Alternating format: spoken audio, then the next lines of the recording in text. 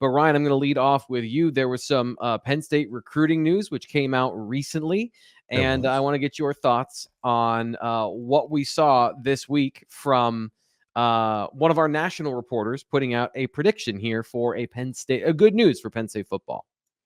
Yeah, we will see where this goes. But Brandon Finney, of course, we've talked about the McDonough cornerback a lot, dating back to really last winter. But of course, then he commits to Oregon in the summer, and here he comes back circling around and looks very serious about Penn State. I mean, this was a player who admitted when he committed to Oregon that he was leaning towards Penn State basically the entire time up until that final official visit.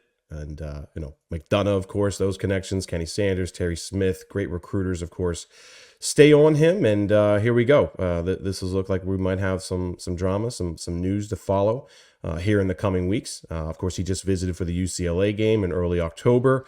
We'll see if he's able to make it up for what would be Washington. He has a game for the Ohio State game. They play Gilman that day, so he wouldn't be able to make it for the next upcoming game on November 2nd. But we will certainly be looking forward to seeing if he makes it to campus here for that Washington game. But yeah, Chad Simmons puts in a pick, thinks that Brandon Finney is close to flipping to Penn State. And look, Sean, I mean, I think you would agree. We've heard a lot of positive talk, especially since that UCLA visit.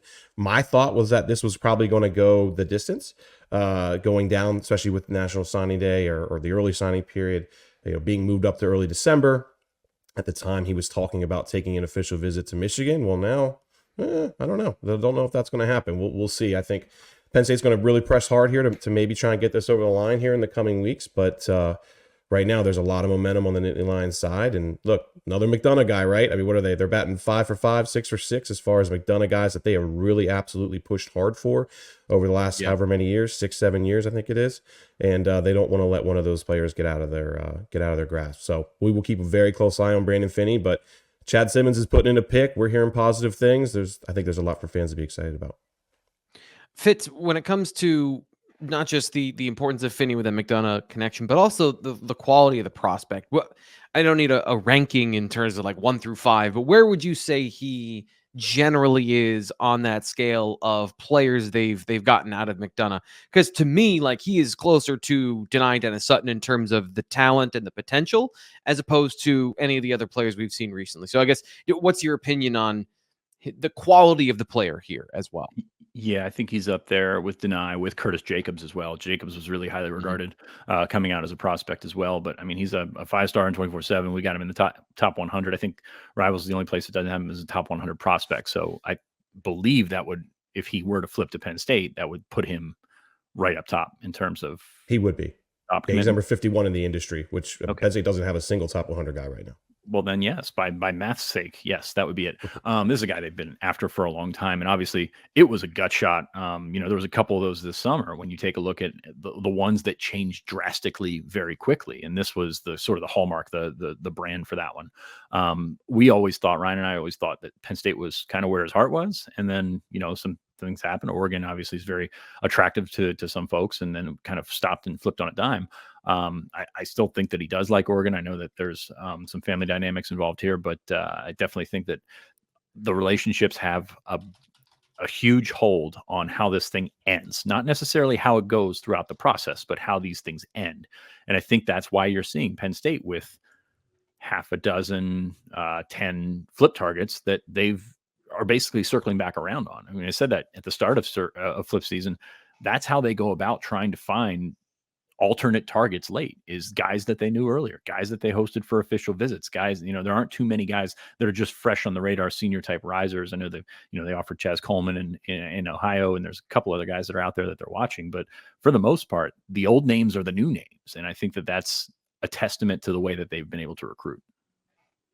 Well, the other thing I always focus on, and Fitz, you and I think sometimes see eye to eye on this, and sometimes it's just best players get them in the class, but the fit of the players together.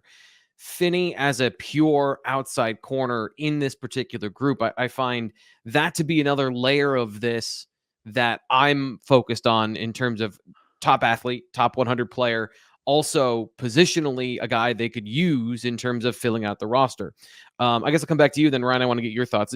Do you agree with that, or do you think that their secondary and what they've got so far is already good, and they don't need to necessarily worry about those kind of details? Yeah, I mean, Jameer feels like he could play a couple different ways.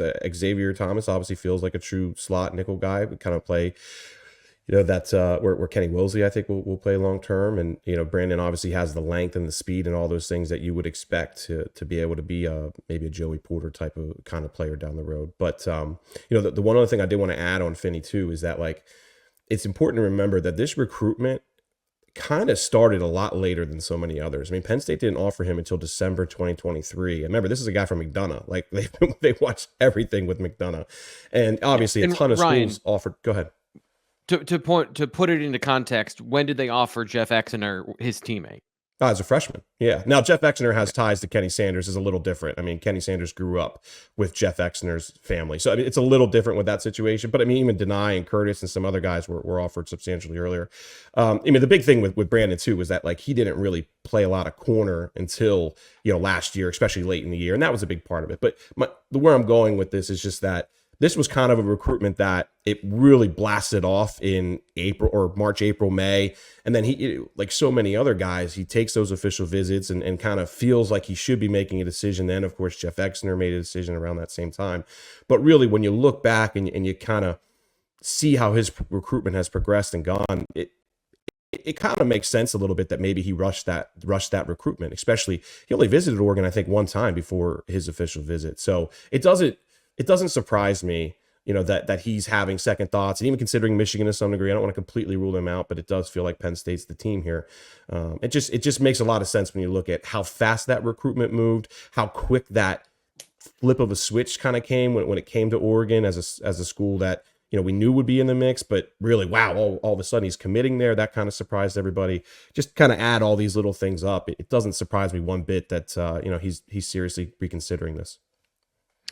Fitz, any final thoughts here as we get into the next topic, or is there? Are you good on where we've left things with Brandon Finney heading into whatever the decision timeline might be if he decides to flip? Yeah, be pretty monstrous. I mean, like, you think about it, Penn State and Oregon on different ends of the national spectrum, I would say, in terms of recruiting perception and things like that. So to flip an Oregon commit, even though he is a couple hours down the road, would still be a big deal. So, and then on top of that, really good player, gives you some flexibility, as Ryan mentioned, in the back end with Josh Johnson, with Jameer Joseph. How do you look at safeties in 2025? You feel like Josh Johnson may have filled that second spot. Do you need another one, or can you flip a corner at some point? They've already done that with Antoine Belgrave Shorter, and they've done it with a handful of guys, over the last couple of years. So I think that's important in the sense of, hey, this guy's a top 100 player, so obviously you want him. But on top of that, gives you a little bit more flexibility in the back end. And Terry Smith's done a really good job with those guys. He has. It's been fun to watch the transition from Penn State being a destination for turning into a destination for corners that go on to play in the NFL after, still never having a first round corner, which is still something that blows my mind. And I'm going to bring it up almost every time until it happens, because it is just a wild stat. They've never had a defensive back in the first round. Maybe one of these guys will be the one to break. Maybe AJ Harris will be that cycle. Guy. He's playing pretty well right now. Maybe AJ Harris. Yeah. So we'll have to see. And of course, if Brandon Finney does make Probably that not. decision, join Blue White Illustrated here on the Blue White Illustrated YouTube channel. We'll recap all that information for you when it happens.